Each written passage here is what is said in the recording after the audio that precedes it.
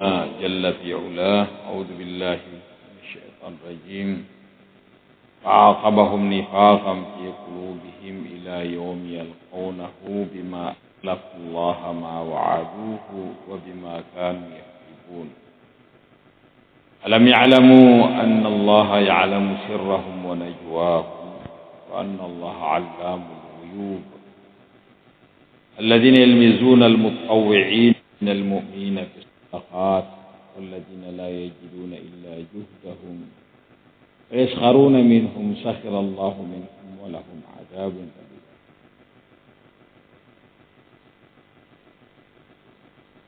استغفر لهم أو لا تستغفر لهم إن تستغفر لهم 70 مرة ولا يغفر الله لهم ذلك بأنهم كفروا بالله ورسوله والله لا يهدي القوم الكافرين. Termasuk yang dimuliakan oleh Allah Subhanahu wa taala di ayat yang ke-7 dan setelahnya dari surah At-Taubah. Allah Subhanahu wa taala fa'aqabahum nifaqan fi qulubihim.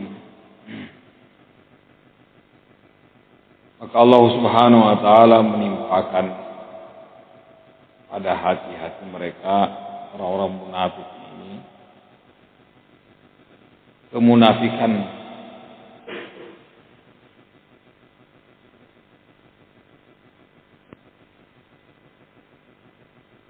sampai hari kiamat sebagai balasan atas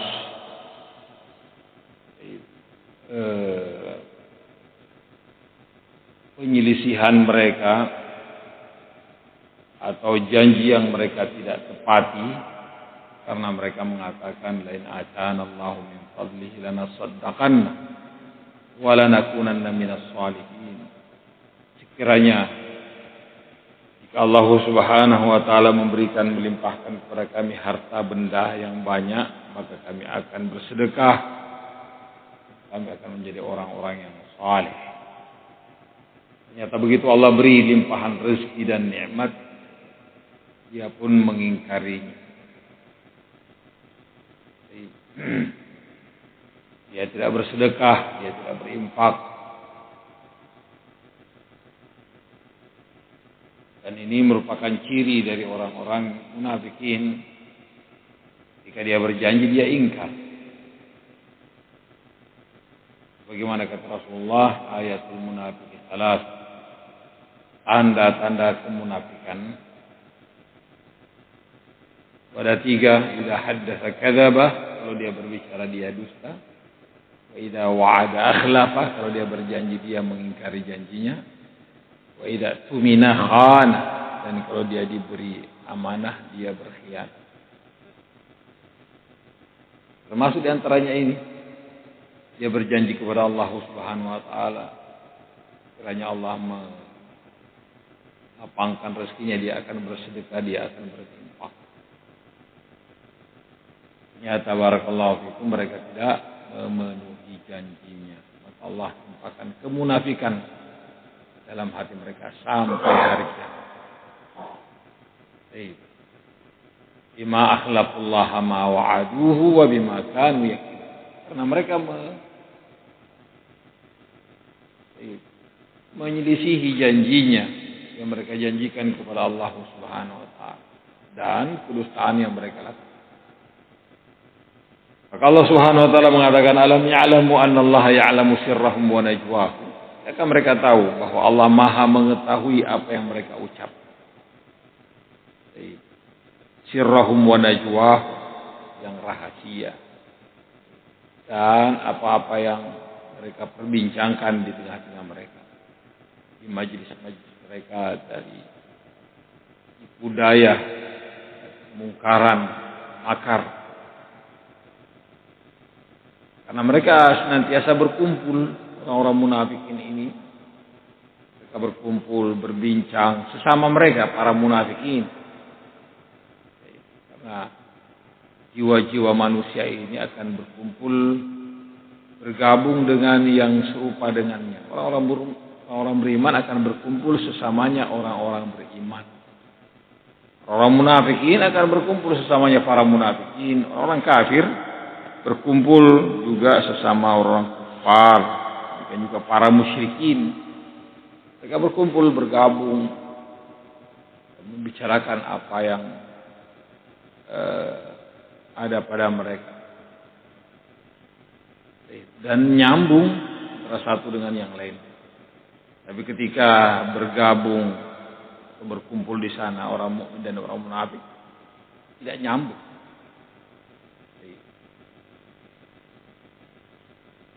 Maka ketika terjadi kejadian orang-orang munafikin berkelakar mereka, bercerita sesama mereka. Ternyata di situ ada orang mukmin. Menurut orang-orang munafik ini itu biasa-biasa saja perbincangan sesama mereka. Dari kedustaan dan makar. Tapi ketika didengar pembicaraan itu oleh orang mukmin, mereka mengatakan bahwa itu adalah penghinaan. Dilaporlah ke Rasulullah SAW apa yang mereka ucapkan tadi. Tak nyambung. Barakallahu fiik. Akan ditimpali dan disanggah oleh orang-orang mukmin pembicaraan mereka. Allahul musta'an. Maka di sini Allah mengingatkan bahwa orang-orang munafikin ketika mereka berkumpul berbicara, Allah Maha mengetahui apa yang mereka perbincangkan. Ya'lamu sirrahum wa najwahum. Anallahu 'allamul ghuyub, dan bahwa Allah Subhanahu wa taala Maha mengetahui perkara gaib. Dan Allah akan membalasi semua apa yang telah dilakukan.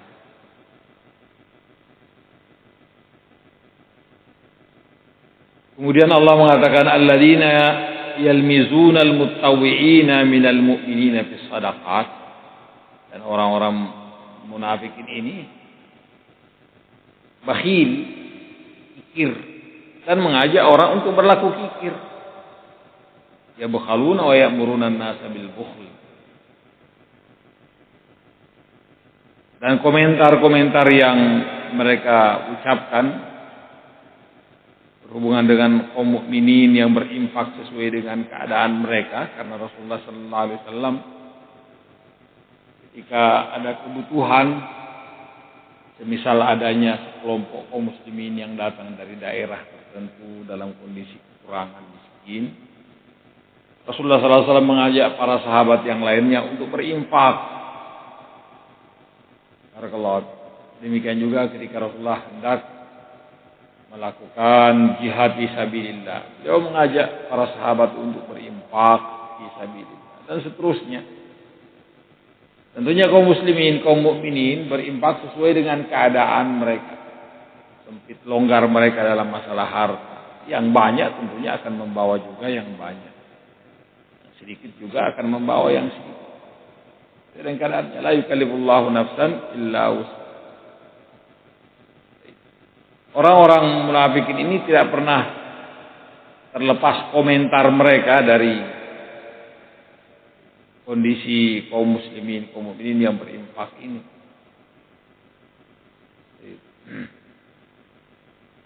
Al-mutawwi'ina minal mu'minina fis shadaqat. Subhanallah. Ketika mereka melihat sedekahnya orang-orang kaya dari kalangan mukminin yang banyak yang mereka berikan kepada Rasulullah sallallahu alaihi wasallam, mereka komentari dengan riya. Ini si fulan banyak membawa harta, dia sedekahkan. Ini cuma karena riya saja nih. Ini cuma karena riya saja. Dia mengukur orang dengan kondisi dirinya.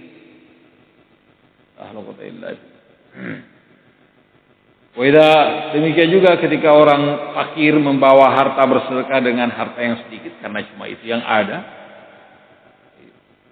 mereka memandang enteng, meremehkannya.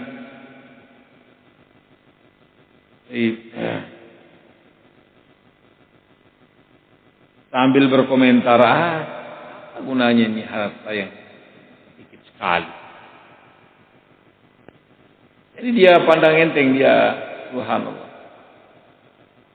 Padahal Allah Subhanahu wa taala melihat apa yang ada dan apa yang dilakukan oleh seseorang dengan hatinya. Walaupun sedikit, barakallahu fiik. Kalau dilakukan dengan ikhlas pada Allah Subhanahu wa taala, Allah akan menjadikannya lebih banyak dan lebih banyak. Tidakkah satu butir gandum begitu ditanam dan akan membuahkan barakallahu 700 satu. Bagaimana Allah gambarkan kamatsali habbatin ambatat sab'a sanabila fi kulli sumbulatin mi'atu habbah. Ini satu butir gandum ditanam kemudian apa? Memunculkan 7 tangkai ke atas. Barakallahu. Setiap tangkainya 100. Wallahu yudha'ifu liman yasha'. Dan Allah melipat gandakan bagi siapa saja yang Allah kehendaki. Memang orang-orang kafir, orang-orang munafikin demikian keadaan. Begitu ada orang yang berimpak dengan infak yang banyak, dituduh dengan riya. Wah, dia. Begitu yang dibawa adalah sedikit, ya meremehkannya lah. Apa yang bisa dilakukan dengan harta yang sedikit? La haula wala quwwata illa billah.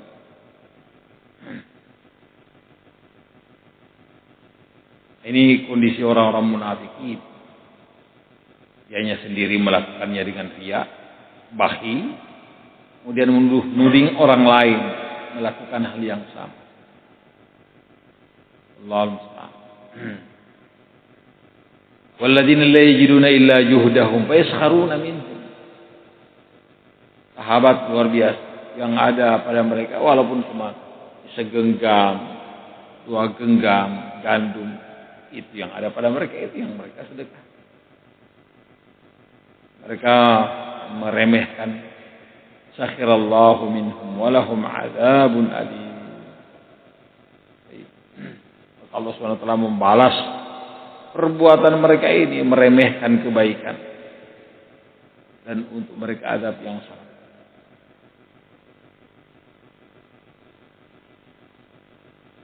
Maka Allah Subhanahu wa taala mengatakan kepada Rasulnya, istaghfir lahum aw la tastaghfir lahum. Engkau memintakan ampun untuk mereka, orang-orang munafik, atau tidak, amat. Engkau memintakan ampun untuk mereka 70 marrah, 70 kali. Maka Allah tetap tidak akan mengampuni mereka. Walaupun banyak dan lebih banyak engkau mintakan ampun untuk mereka. Menunjukkan tentang begitu pengasihnya Rasulullah sallallahu alaihi wasallam.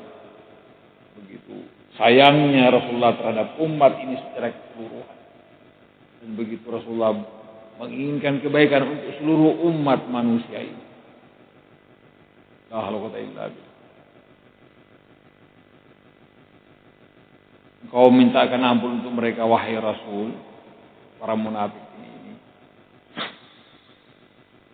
70 kali atau bahkan lebih, Allah tidak akan mengampuni mereka. Kenapa? Dzalika bi'annahum kafaru billahi wa rasulih. Yang demikian karena mereka telah kafir terhadap Allah dan Rasul.